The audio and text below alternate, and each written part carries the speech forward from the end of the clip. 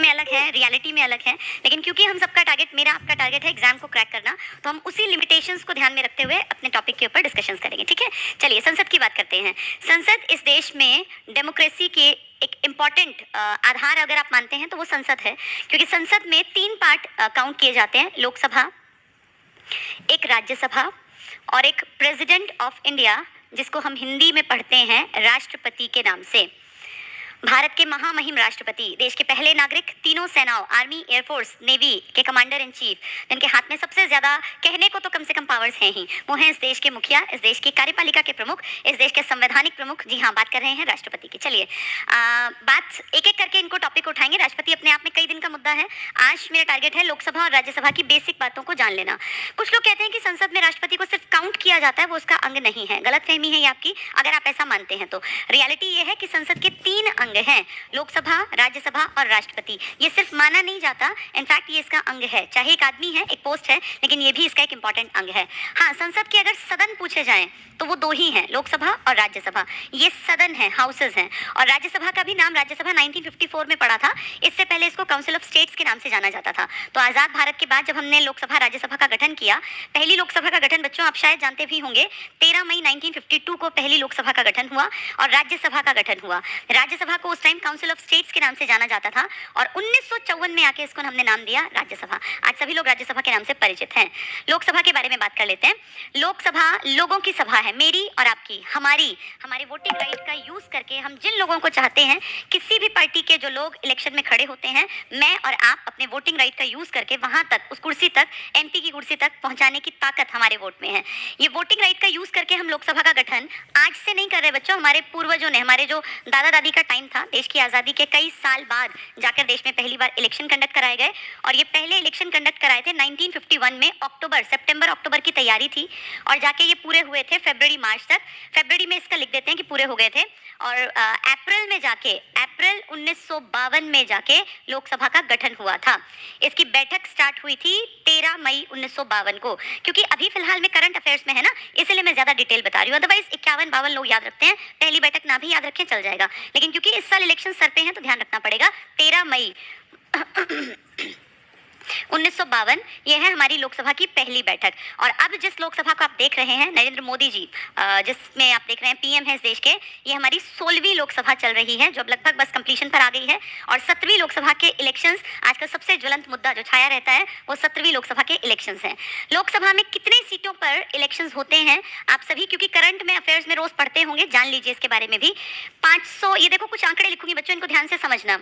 ये कई आंकड़े हैं और इन सब के बारे में डिटेल से बताऊंगी कि ये आंकड़े अलग अलग क्यों हैं।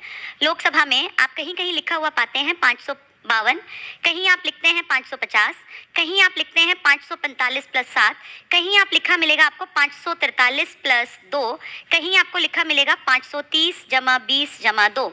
कोई भी आंकड़ा गलत नहीं है, हर किसी आंकड़े का कोई ना कोई कारण है और वो कारण मैं हर एक का कारण आपके सामने बता दूं ताकि आप भी क्लियर हो।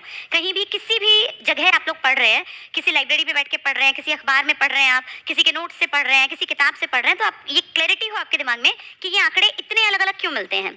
सबसे पहले मैंने लिखा है 552, ये मैक्सिमम नंबर ऑफ एमपीज हैं बच्चों, मैक्सिमम, इससे ज्यादा नहीं बन सकते, इससे ज्यादा एमपी इंडिया में बन नहीं सकते। 552 मैक्सिमम है, अधिकतम है। अगर एग्जाम में क्वेश्चन अधिकतम की भाषा में आए तो टिक करके आइएगा 552। 550 मैंने क्यों लिखा? 550 इसलिए लिखा क्योंकि इनमें से 2 हटा दिए गए हैं और वो 2 मनोनीत मेंबर होंगे। ये जनरली लिखा नहीं मिलता, ये मैं सिर्फ आपको बताने के लिए बता रही हूँ। 552 में 550 इलेक्टेड होंगे अधिकतम और 2 होंगे मनोनीत, जिन्हें हम कहते हैं नॉमिनेटेड। 545 + 7 आपको बहुत सारी किताबों में लिखा मिलेगा।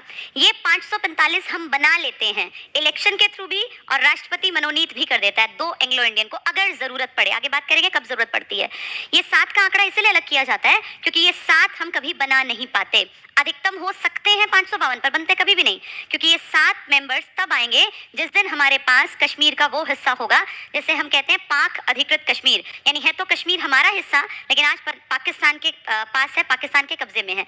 अगर कभी वो हिस्सा हमें मिला तो वहाँ के जिलों में, जो वहाँ के एरियाज में पॉपुलेशन है, ये इनके बिहाफ पे जो एमपीज आएंगे वो 7 आएंगे। ये 7 क्योंकि नहीं आ पाते तो 545 इसलिए हमें याद रखना है। मैक्सिमम पूछे 552, मनोनीत हटा दें 550 मैक्सिमम हो सकते हैं।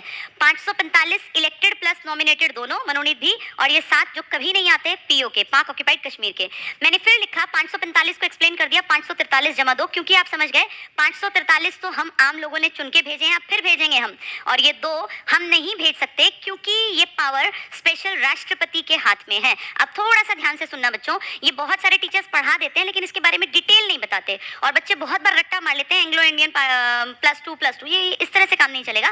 पेपर्स का लेवल लगातार बढ़ता जा रहा है। अब हमें ये बेसिक बात पता हो कि ये +2 कहाँ से आया, क्या ये संविधान में लिखित में है या नहीं, इसके बारे में बात करते हैं। अभी थोड़ी देर राज्यसभा को भूल जाते हैं और लोकसभा के बारे में प्रॉपरली एक एक चीज को जान लेते हैं।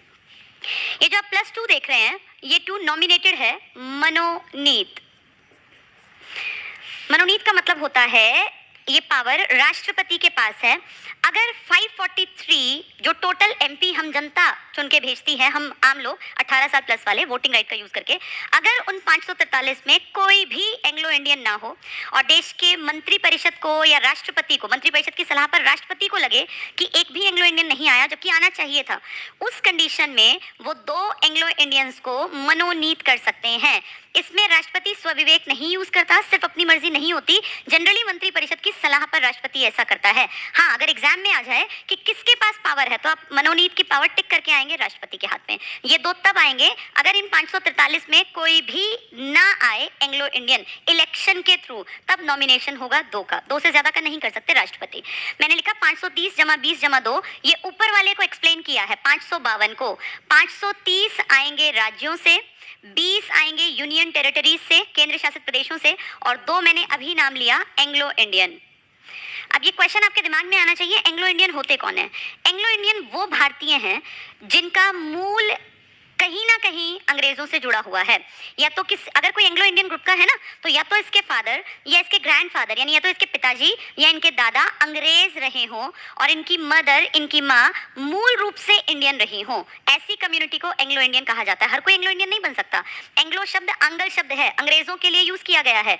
तो ऐसे लोग जिनके पेरेंट्स, जिनके फादर या जिनके दादा अंग्रेज थे, उन्होंने किसी इंडियन महिला के साथ शादी की और उनसे जो अगली पीढ़ी बढ़ी है उन्हें हम एंग्लो इंडियन कहते हैं। आज भी इंडिया में काफी सारे एंग्लो इंडियंस रहते हैं। अगर इन 543 में हमने इनको नहीं चुना है, एक भी नहीं आया, जनरली आते भी नहीं है, तब इन 2 के बारे में राष्ट्रपति मंत्रिपरिषद की सलाह पर इनका नॉमिनेशन करेगा। एंग्लो इंडियन आप समझ गए होंगे। जो मैं ये सब बातें कर रही हूँ लोकसभा से जुड़ी, लोकसभा का हमारे कॉन्स्टिट्यूशन में आर्टिकल 81 में जिक्र है। ध्यान से सुनना, 81 में एंग्लो इंडियन का जिक्र नहीं है, नंबर है लेकिन जिक्र नहीं है। कारण एंग्लो इंडियन के लिए एक और आर्टिकल है हमारे संविधान में, आर्टिकल 331। आर्टिकल 331 में जाके लिखा हुआ है एंग्लो इंडियंस के बारे में, 2 सीटों के बारे में। और अगर मैंने कहा कि एंग्लो इंडियन कौन होते हैं, जिनके फादर या जिनके ग्रैंडफादर, जिनके पिताजी या दादा अंग्रेज रहे हो और माँ मूल रूप से इंडियन हो, ये परिभाषा मैंने अपने आप नहीं बनाई, ये भी संविधान में एक्सप्लेन की गई है आर्टिकल 366 में। पेपर में देखो इस तरह की चीजें आ जाएंगी। एंग्लो इंडियन से जुड़े 2 आर्टिकल हो गए, 331 और 366। अगर कहें एंग्लो इंडियन की परिभाषा तो आर्टिकल 366, और अगर कहें सीटें तो आर्टिकल 331। 331 कब यूज करना पड़ता है? वो 2 सीटें जब इन 543 में जगह ना मिली हो, तो राष्ट्रपति इन 2 को बुलाएगा, इन 2 को बना देगा, अपने स्वविवेक से नहीं, मंत्रिपरिषद की सलाह से। उम्मीद करती हूँ ये टॉपिक आपकी समझ में आ गया होगा। अब देखो